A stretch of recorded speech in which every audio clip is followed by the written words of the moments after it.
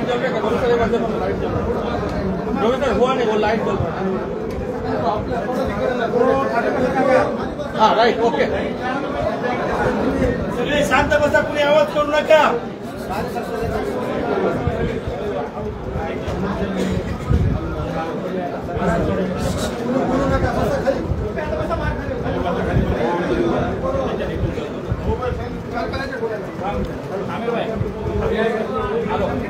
थोड़ा मोबाइल दो ना, तावड़े इधर फ्रेम नहीं आ रहा, फ्रेम में आ रहा, थोड़ा सा लो ना, फ्रेम में आ रहा।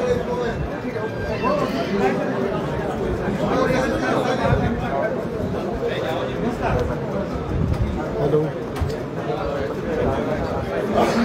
नहीं थोड़ा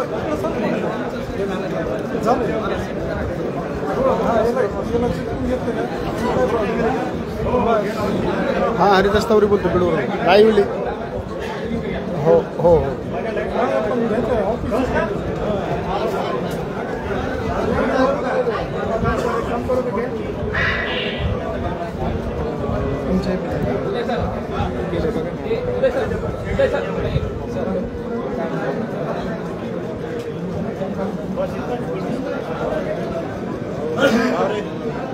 थोडं पुढे घ्या नाही सांगाय सर हे झूम करा नाही महाराजांची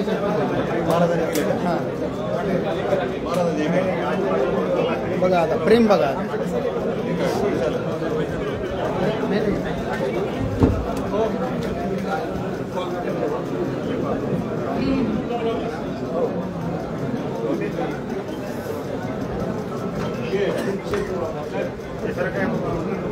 हेलो हेलो हेलो हाँ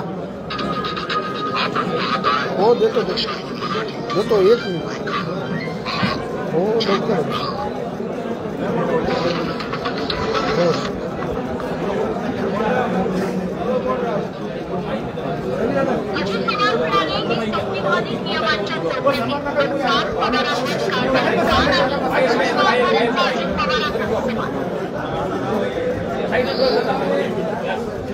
मतदार याद्यांचे काम पक्षपातळी व्रत नसेल तर मनसे मुलाची निवडणूक लढवणार नाही. मनसे अध्यक्ष राज ठाकरेंचा निर्णय.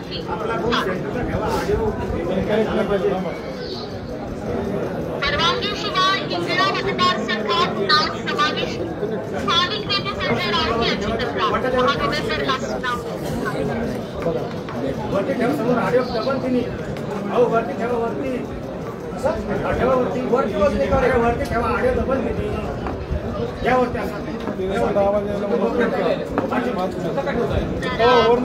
मुख्यमंत्री धनंजय मुंडे यांची पत्रकार परिषद. हेलो त्यांचे अनेक मुद्दे आहेत त्यांच्यावर ते बोलण्याच्या काय शक्यता आहे. खरं तर मनोज जरांगे यांनी गंभीर आरोप धनंजय मुंडे यांच्यावर लगावलेले आहेत. जरांगेंना जॉईन करा ना दुसऱ्या हँडशी टोन दिली धनंजय मुंडेंकडून आली असं जरांगे दुसऱ्या हँडशी टोन दिली सगळ्या पटकन धनंजय मुंडेंवर हो हो आहे मग ते आवाज हे करा ना म्यूट करा ना बोलण्याची आता शक्यता अगदी काही वेळातच त्यांचा मुद्दा ठिकाणी आवाज तिकडे आवाज येऊ राहिला सगळा जरांगेंना खरं तर जीवे मारण्याची धमकी आली होती आणि या प्रकरणी आज मनोज जरांगे यांनी देखील पत्रकार परिषद घेतलेली आहे. पत्रकार परिषदेत त्यांनी मुंडेंवर गंभीर आरोप केलेले आहेत. मला जीवे मारण्याची धमकी अजित सुतारी धनंजय मुंडेंनी केला ना मनोज जरांगे मिळालेले आहेत. तर या धमकीचे कॉल रेकॉर्डिंग देखील माझ्याकडे आहे असेही मनोज जरांगे पाटील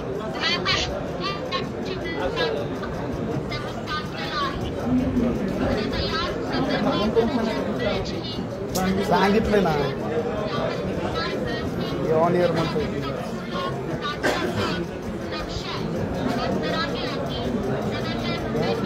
हॅलो तिकडा आवाज कमी करा ना आवाज म्यूट करा तिकडा आवाज येऊ राहिला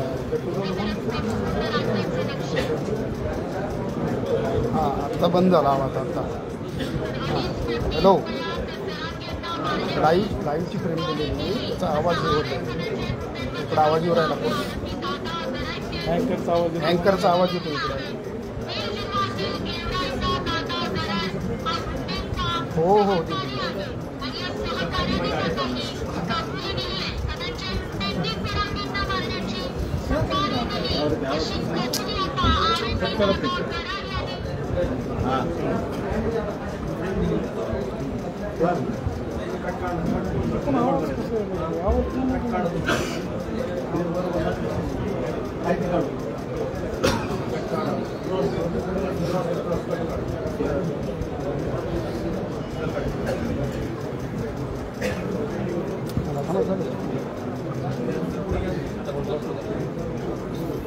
रेकॉर्ड करतो ना रेकॉर्ड कोणच करतो हो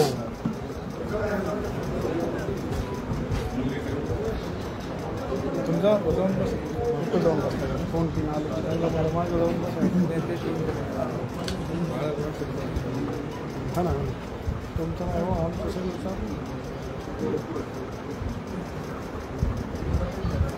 सामान सामची पिशवी सामची पिशवी असं माणूस झालं जातो मला दिवस घुमे जातो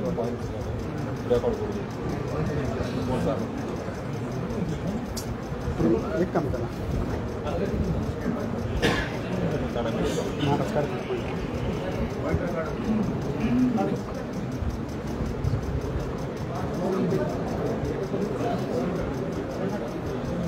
खाली बघा मांडे का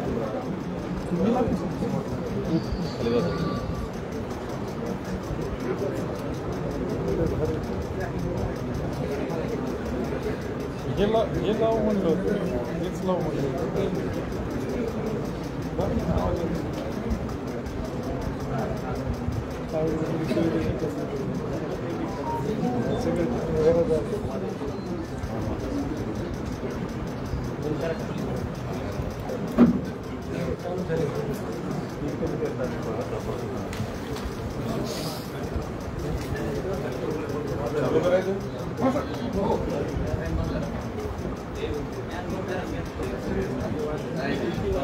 हा बंद करा चला चालू करायचं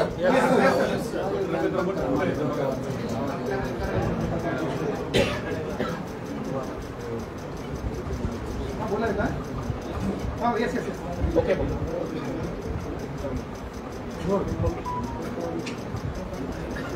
हा प्रेम रोल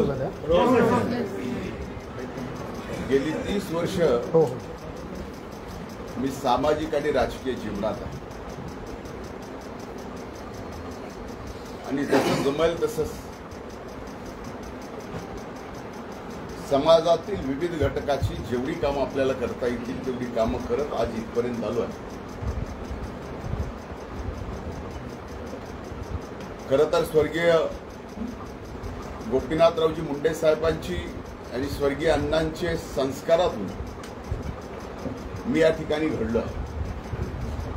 जात पात धर्म पाळायचा नाही ही शिकवण मला स्वर्गीय मुंडे साहेबांनी आणि अण्णांनी दिलेली आहे.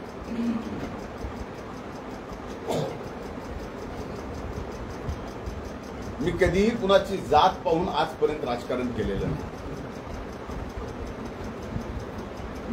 माझ्या स्वतःच्या ज्या जातीत मी जन्माला आलोय त्याच्यापेक्षा जास्त वेगवेगळ्या जातीतले माझे मित्र परिवार आणि माझे सहकारी आहेत. 2002 ला ज्यावेळेस मला पहिल्यांदा जिल्हा परिषदेच्या सदस्य म्हणून निवडून यायची संधी मिळाली आणि मी सभागृहात गेलो त्यावेळेस पहिल्या बैठकीत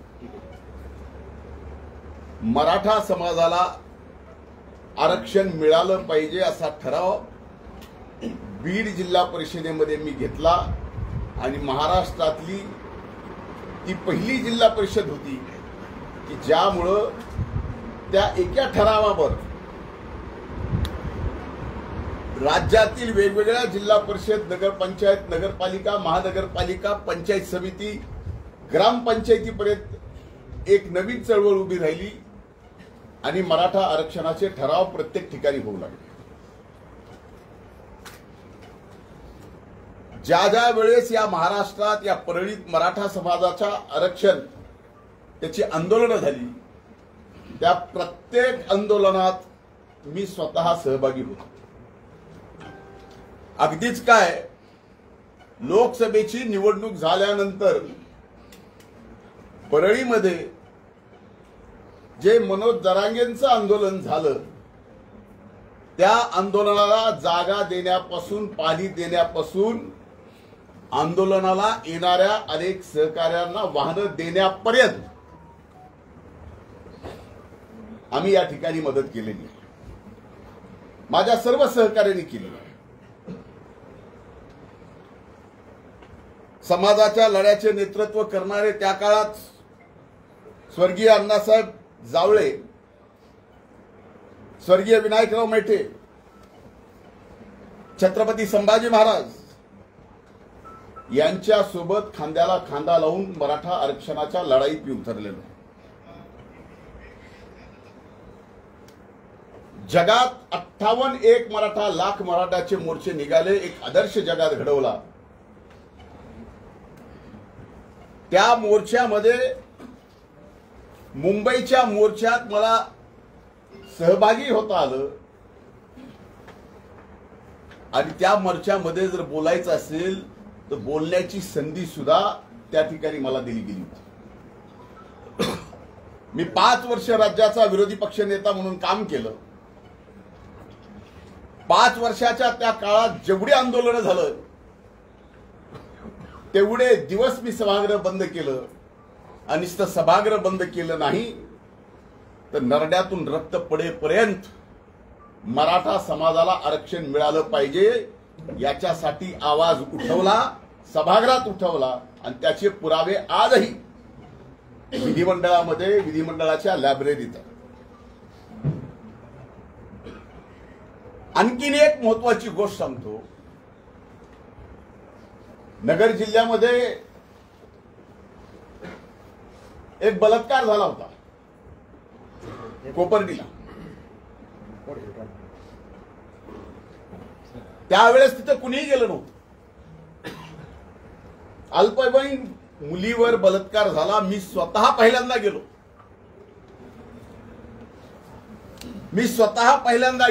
अधिवेशन चालू होतं. दुसऱ्या दिवसापासून ते सर्व आरोपी अटक करेपर्यंत अधिवेशन सुद्धा चालू दिलं नाही.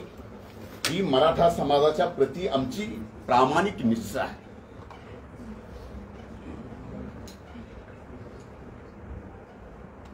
खरं तर मी ज्यावेळेस पालकमंत्री होतो आणि कुणबीचे प्रमाणपत्र देण्याचा निर्णय राज्य सरकारने घेतला, त्यावेळेस 80,000 कुणबीचे प्रमाणपत्र आपल्या या बीड जिल्ह्यात मिळालेले आहे. त्याचं रेकॉर्ड सुद्धा आहे, तेही आपण तपासून पाहू शकतो.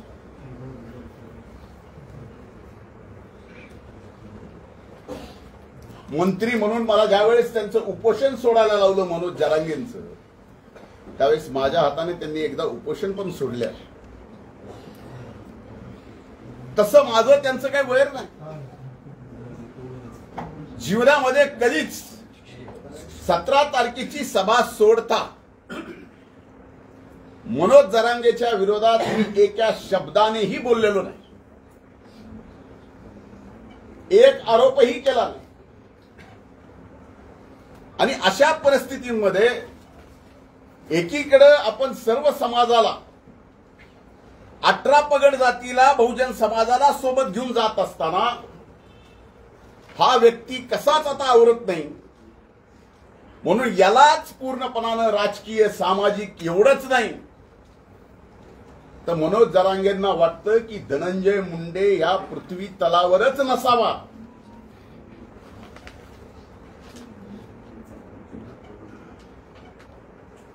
यासाठीही धडपडा.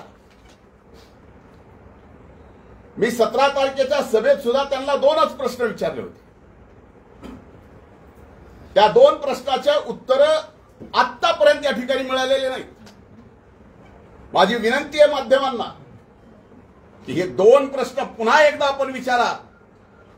आपण लोकशाहीचे 4था स्तंभ आहात. मी पहिला प्रश्न विचारला होता की मराठा समाजाला खरंच ओबीसी मध्ये जाऊन फायदा आहे.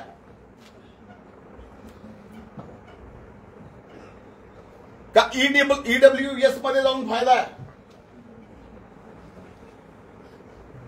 आणि याचं खरं भरं 12.5 कोटी जनतेच्या समोर त्यांनी यावं, आम्ही येतो. महाराष्ट्राच्या जनतेच्या समोर एकदा होऊन जाऊ द्या की फायदा ईडब्ल्यूएस मध्ये, फायदा ओबीसी मध्ये. त्याचं उत्तर नाही आलं.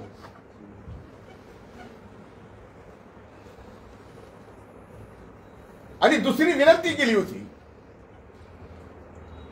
तो ओबीसीचा एल्गार मेळावा होता. ओबीसीच्या आरक्षणाला धक्का लागणार नाही यासाठी होता. आणि त्यात मी विनंती केली होती की छत्रपती शिवाजी महाराजांनी स्वराज्यामध्ये त्या काळात जो गावगाडा उभा करून दिलेला, जे गावकूस घालून दिलेलं आहे, आज मागच्या 2 वर्षापासून ते बिघडलंय. एका जातीचा मित्र दुसऱ्या जातीचा, हे मित्र आता मित्र राहिले नाही.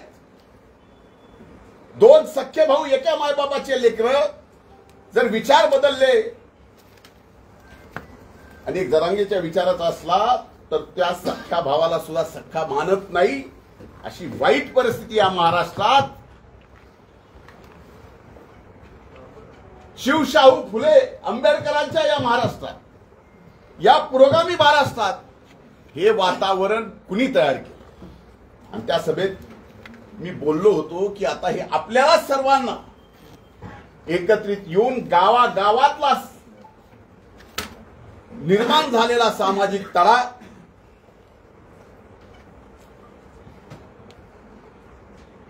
आपल्याला त्या ठिकाणी नीट घडी बसवावी लागेल.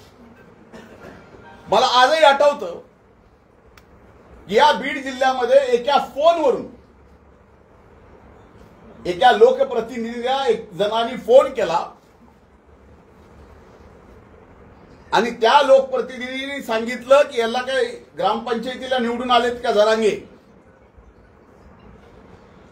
त्यावेळेस ज्यांची ज्यांची घरं जाळली ती घरं मराठा समाजाची जाळली, ओबीसी मधल्या अनेक जणांची घरं जाळली. ही प्रवृत्ती कुणाची आहे? हे पिल्लावळ जे आता तयार झाले घर जाळण्यासाठी, कुणालाही संपवण्यासाठी, हे कुणाचे? आम्ही तर असं केलं नाही. जर आम्हाला कुणी शिव्या जरी दिल्या तरी आम्ही गप्प बसतो.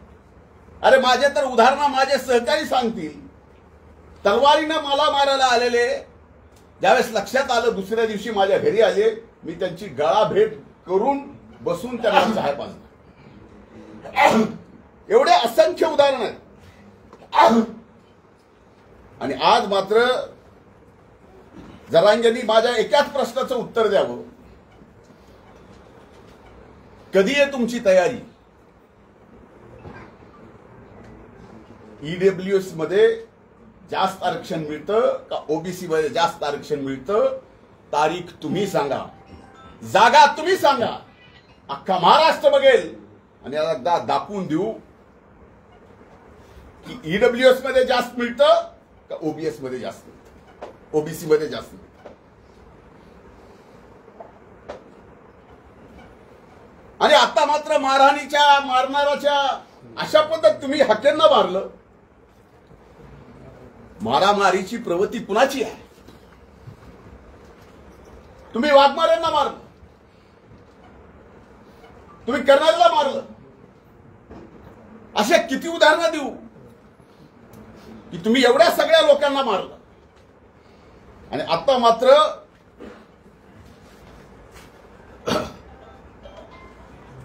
काही लोक मला भेटले, मी कट केला,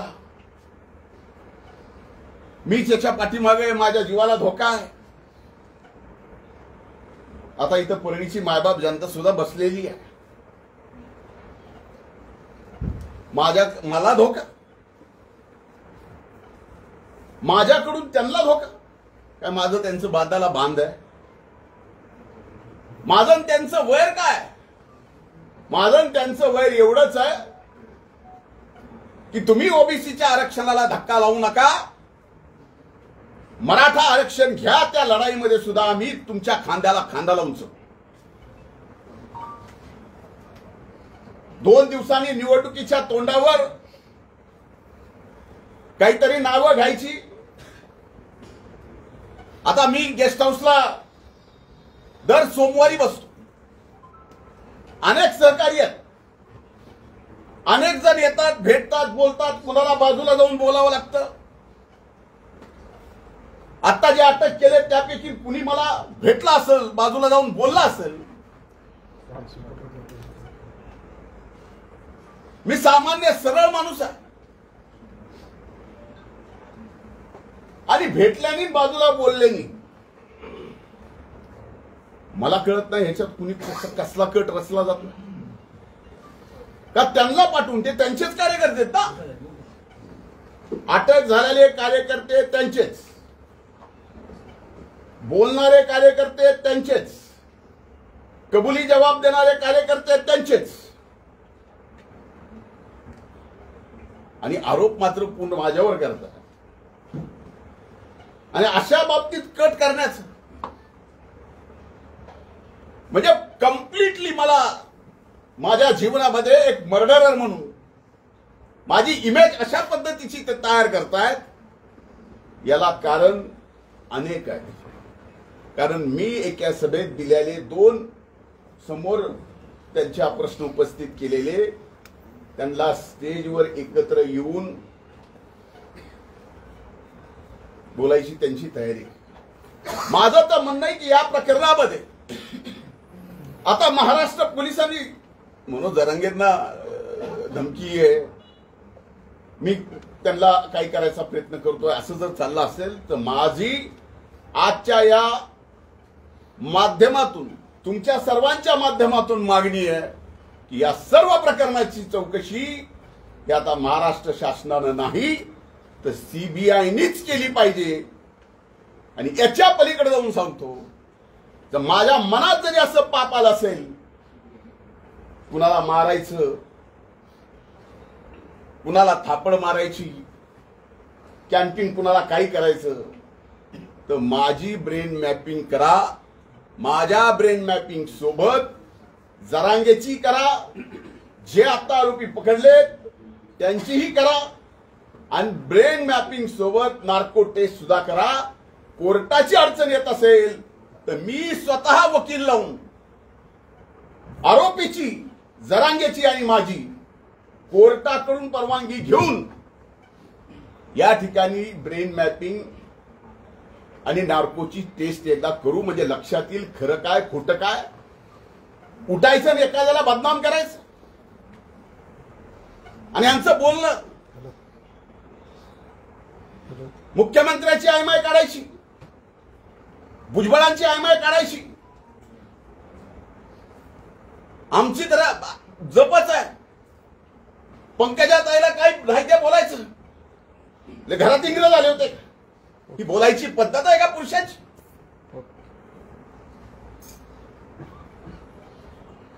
आपल्यापैकी कुणाला आपल्या आई बहिणीवर जर शिवी दिली तर राग येणार नाही, पण तरी सुद्धा गप गुमान आम्ही तो राग गिळलाय का. तो हो, आम्हाला सुद्धा वाटतं की मराठा समाजाला आरक्षण दिलं गेलं पाहिजे, पण ते ओबीसीच्या आरक्षणाला धक्का न लागता. आता त्यांच्याकडे काय आहे, काय दाखवणार आहे, 4 दिवसानं काय दाखवणार आहे, मलाही म्हणता येतं. माझ्याकडे काय आहे काय नाही, 4 दिवसांनी काय दाखवायचं. आज आर्टिफिशियल इंटेलिजन्सनी काही तयार करता येतं, काही. आता माझ्या मध्ये फोनवर बोलणं झालं. एकमेव माझा फोन आहे जो 24 तास चालू असतो. मी का चालू ठेवतो का माझ्या आजूबाजूला आणि ज्यांचा सगळ्यात जास्त माझ्यावर विश्वास आहे ते गरीबातले गरीब माणसं, आणि त्यांना कुठलीही अडचण आली तर त्या अगोदर माझा फोन लावतात, त्यांची अडचण होऊ नये म्हणून मी माझा फोन चालू ठेवतो. सहकार्याला तो बोलतोच, पण त्यांच्या अडचणी सोडवतो. आता त्याच्यात जर मला कोणी फोन केला आणि बोलले तर याचा अर्थ त्या अर्थाने बोललो त्यांना संपवण्याच्या ह्याच्या संबंधित बोललो कशासाठी? आणि ह्या सगळ्या गोष्टी मनोज जरांगेजी फार महागात पडणार आहे. कर्मा रिपीट्स. जेवढं तुम्ही खोटं कराल तेवढं खोटं तुमच्या विरोधात सुद्धा फिरेल, हे लक्षात ठेवा. आणि मला संपवायचं म्हणजे का? मी त्या दिवशी पहिल्यांदा ओबीसी एल्गार पहिल्यांदा जीवनात ओबीसीचं आरक्षण तशाला तसं राहिलं पाहिजे म्हणून मी व्यासपीठावर गेलो. कारण बाकीच्यांनी तर मला लाता हाकलू बाहेर काढलं होतं. एका ठराविक जातीमधून हाकलू लाता मारून, म्हणून ओबीसीच्या व्यासपीठावर गेलो. ओबीसीच्या संरक्षणाला धक्का नाही लागला पाहिजे एवढं बोललो. आणि त्याच्यासोबत आणखीन एक गोष्ट बोललो की जरांगेंच्या आंदोलनाच्या काळात जे 500 मराठा समाजाच्या बंधू भगिनींनी आपली प्राणाची आहुती दिली, हे सगळं आरक्षण जे आहे हे कसं मिळणार होतं, काय मिळणार होतं त्यांनाच माहित. पण त्यांना फसवलं म्हणून 500 जीव गेले. सुरुवातीलाच ईडब्ल्यूएस जर विषय झाला असता तर त्या 500 जणांचा जीव वाचला असता. नाहीतर त्या 500 जणाला कुठं ना कुठं आज नोकरी लागलेली पाहायला मिळाली असती. तुम्ही सगळ्या गोष्टी विध्वंसकच करता. ह्याला संपून टाकील, आता मला संपून टाकील म्हणले. आता मला संपून टाकणं हे ऑन एअर जर मला धमकी देत असतील तर त्याचं काय करणार? मुख्यमंत्र्याला संपून टाकील हे ऑन एअर जर धमकी देत असतील त्याला याला कायदा नाही आहे. मग कायदा असला तर हे सरकार कायदा ते का वापरत नाही, हा माझा प्रश्न. आणि राहिलं जरांगे साहेब, माझ्या जीवन मरणाचा प्रश्न, माझं जीवन मरण जे आहे ते गरीबातल्या गरीब माणसाला मोठं करण्यासाठी, आणि याच्यात माझ्यासारख्याचा जीव गेला तरी परवडत नाही. आणि त्याच्या प्रेसमध्ये वारंवार मी मराठा समाजाला सांगतोय काही करू नका, मराठा समाजाला काय करू सांगतोय काही करू नका. म्हणजे काही करावं म्हणून तो आदेश होता का काही करू नये म्हणून तो आदेश होता? हे आता अति झालंय, एवढं अति झालंय. त्यांनीच त्यांची माणसं पाठवायची, कुणाकडून तरी ओळखी करून घ्यायच्या, ओळख झाली की फोटो काढायचा, फोन करायचा. आम्ही आपल्या कामात, आम्ही काय फोनवर असं कधीच कुठलं बोललेलं नाही. होऊ दे ना एकदा, जे व्हायचंय ते. याला ब्रेन मॅपिंग, नार्को आणि सीबीआय. आणि मी माननीय मुख्यमंत्र्याला आज या प्रेस कॉन्फरन्स म्हणून विनंती करतोय की काहीही करून या प्रकरणाची चौकशी सीबीआय कडेच केली पाहिजे. त्याच्याशिवाय आता हा धनंजय मुंडेही स्वस्थ बसणार नाही आणि स्वस्थ बसू देणार पण नाही. आमच्यासारख्याला संपवायला निघाले. केले काय? आरक्षणाची बाजू घेतली. 25 वर्ष लढलो आणि 25 वर्ष आरक्षणासाठी लढल्यानंतर आज एका व्यक्तीच्या प्रवृत्तीमुळे माझ्यावर ही वेळ आली. त्यांच्या विरोधात कुणी बोललं, हक्के बोलले की हक्केला मार, वाघमारे बोलले की वाघमारेला मार, करणार बोलले की करणारला मार. दादागिरी कुणाची आहे? समाजामध्ये अंतर कुणी पाडलं? अंतर्वेलीतूनच पडलं ना. त्यामुळे अशा खोट्या नाट्या केसेस करून तुम्हाला जर वाटत असेल की या बहुजन समाजाचा, ओबीसी समाजाचा माझ्यासारखा एक कार्यकर्ता गप राहील, असं नाही. तुम्ही जरा तुमचं मागून बघा. तुमचे मेहण्याचे वाळूचे ट्रक किती पकडले? मी आता सरकारला विचारणार आहे काय त्यात ऍक्शन झाली. एका सामान्य साधा जर एखादा वाळूचा व्यावसायिक असेल त्याला एनपीडीए मध्ये घालतात. यांची यादी सरकारला देऊन सरकारने काय केलं हेही मला विचारावं लागणार आहे. पण माझ्या आई वडिलांनी कुणाला असं पुढे करून आणि तसं पुढे करून कुणाला संपवायचं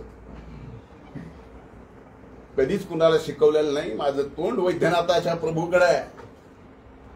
पण विनाकारण असले खोटारडे ज्याला काही अर्थ नाही असे आरोप तुम्ही माझ्यावर करून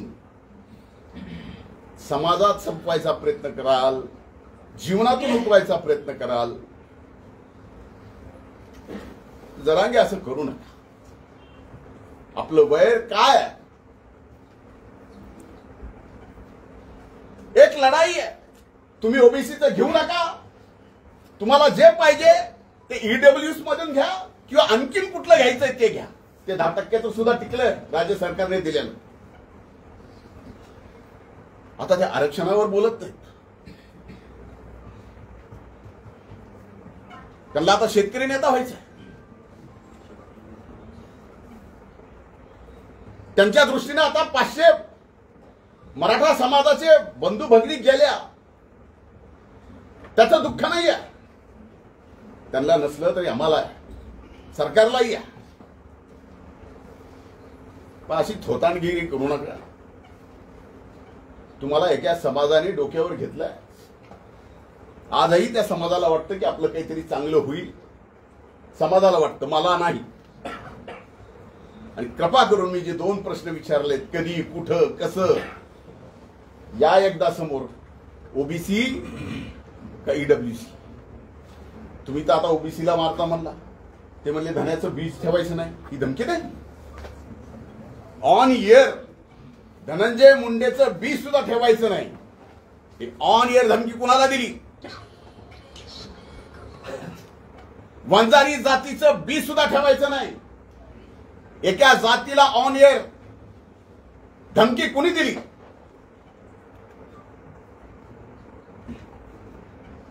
ओबीसीचे सगळे बीला बी या महाराष्ट्रातून उपटून टाका. धमकी कुणी दिली?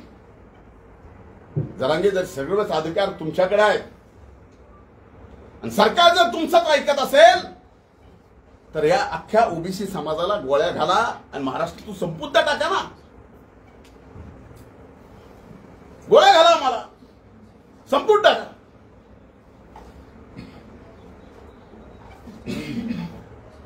आज सगळ्या यंत्रणा जर तुमच्या म्हणण्यावर चलत असतील तर हेही काही सोपं नाहीत. आम्हाला संपून टाका. फक्त तुम्ही राहा.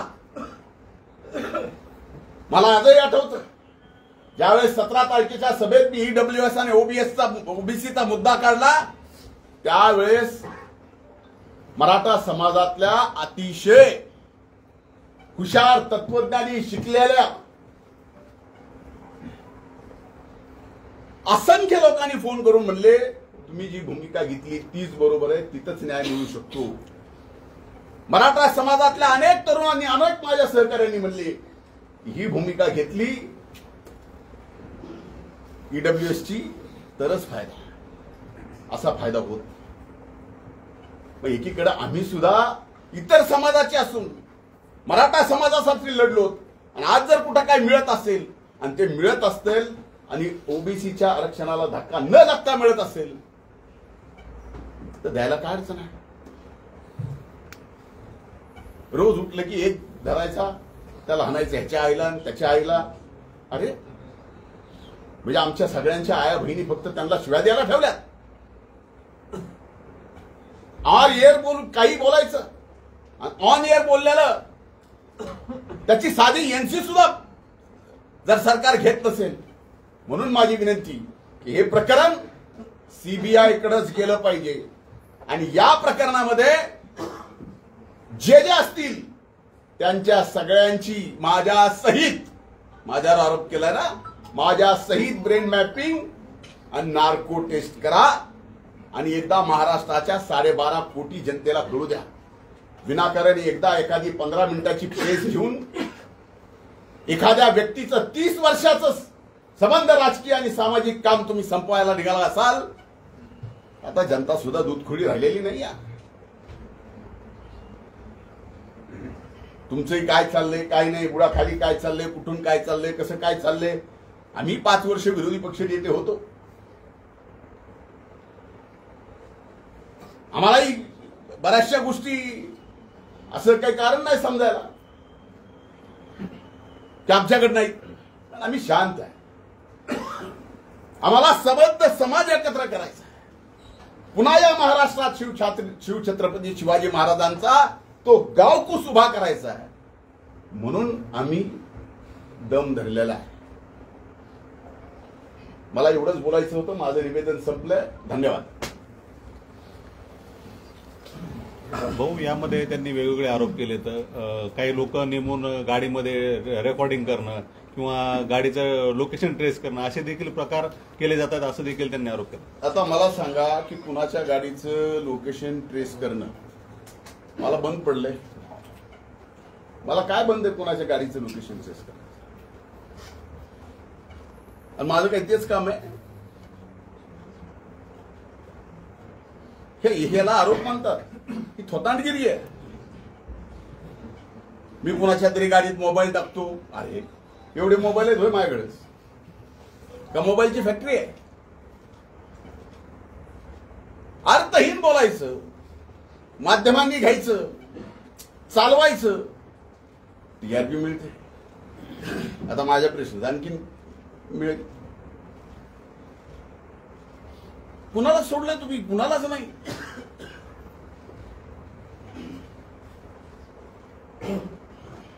बाकी ते खुनेच्या घरावरती आता हल्ला झाला. आता थोड्या वेळापूर्वी खुनेच्या घरावरती हल्ला, आरोपीच्या घरावरती हल्ला. मला माहित नाही, मी काय ऐकलं ना. आता तुमच्याकडनंच मी सुरेश ऐकतोय. पण हे त्यांचे कार्यकर्ते असतील तर हे नेमकं जाणून बुजून कारस्थान केलं जाते का? आता हे बघा, एक लक्षात घ्या, खुने त्यांचेच, गरुड त्यांचाच, सगळे आरोप त्यांचेच. बरोबर आहे. तेच आरोप करणार, तेच सांगणार, सगळं तर त्यांचं आहे. आता खुनेच्या तुम्ही म्हणताय तसं, मी तर माझ्याकडे बातमी नाही, तुम्ही म्हणताय तसं जर खुनेच्या घरावर हल्ला झाला असेल तर ते सुद्धा त्यांच्याच लोकांनी केला असेल आणि पुन्हा आमची नावं घ्यायची. म्हणून मी म्हणलंय की हा तपास पूर्णपणानं सीबीआयकडे दिला गेला पाहिजे. काही जरी म्हणलं, 1 मिनिट माननीय मुख्यमंत्र्याला या बोलण्याचं वाईट वाटेल, पण इथली पोलीस यंत्रणा कुठल्याही जाती धर्माची असो यांना घाबरून आहे.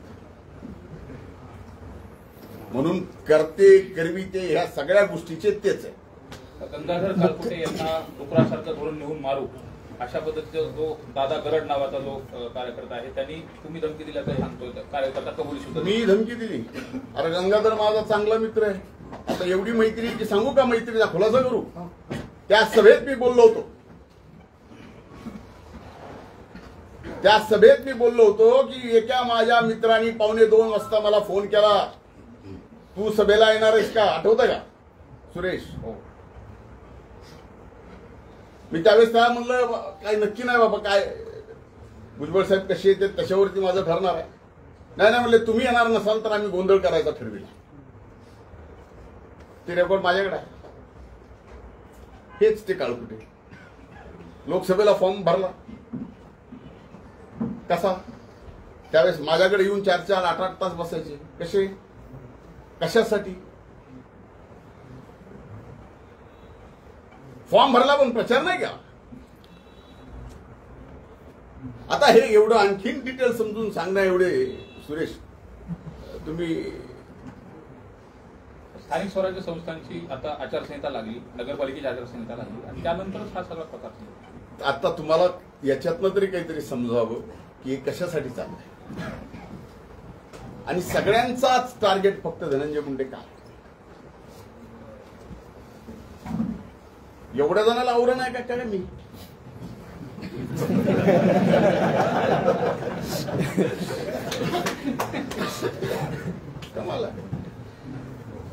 आता मला त्या दिवशीच्या सभेत मी इथे ईडब्ल्यूएस ओबीसीचा मुद्दा काढला, त्याच्यामुळे राग आला का चष्मा पाठवला नाही त्याच्यामुळे राग आला? जरांगे यांनी 2 आरोपींना भेटल्याचा आरोप केला होता. त्यांनी आणखी एक आरोप केला की तुम्ही त्या आरोपींची संभाजीनगरला 2 तासभर वाट पाहत होता. एक खोट आहे. कशाला कोणाची वाट बघू? मुख्यमंत्री व मंत्रिमंडळातील जे मंत्री आहेत त्यांना सुद्धा तुमच्यापासून धोका आहे असा आरोप तुमच्यावर केला गेला. माझ्यापासून सगळ्या पृथ्वी तलाला धोका आहे. मी काय कोविड व्हायरल झालो का काय अचानक?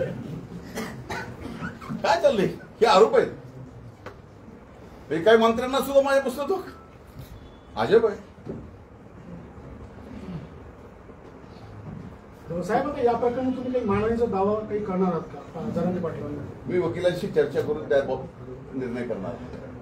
मनोज जरांगे त्यांची गावठी भाषा किंवा गावाकडची भाषा या नावाखाली मुख्यमंत्री असतील, मंत्रिमंडळातील सदस्य असतील, तुम्ही असाल किंवा इतर कोणी त्यांना घालून पाडून शिवराळ शब्दात बोलतात, तरी पण त्यांच्यावर आजपर्यंत कधीही कारवाई केली गेली नाही. त्यांना स्पेशल व्हीआयपी ट्रीटमेंट सरकार देतंय का?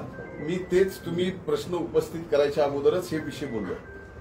मी स्वतःच प्रश्न विचारला की ऑन एअर जर ते मान्यवर कॉन्स्टिट्युशनल पोस्टच्या तिथं बसलेल्या मुख्यमंत्र्यापासून उपमुख्यमंत्र्यापासून मंत्र्यापासून आमच्या सगळ्यापर्यंत कुणाची आयमाय काढायची ऑन एअर, आणि त्यात सरकार काय करणार नाही.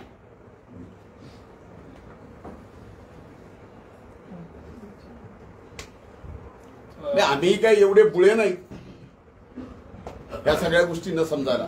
मंत्रालयामध्ये 75% हे बंजारा समाजाचे अधिकारी चांगले आहेत, पण 25% अधिकारी हे तुमच्या ऐकण्याचे आहेत असा जरांगे पाटलांचा. मला 75%ला तरी चांगले म्हणले, त्यांचे त्याबद्दल आभार.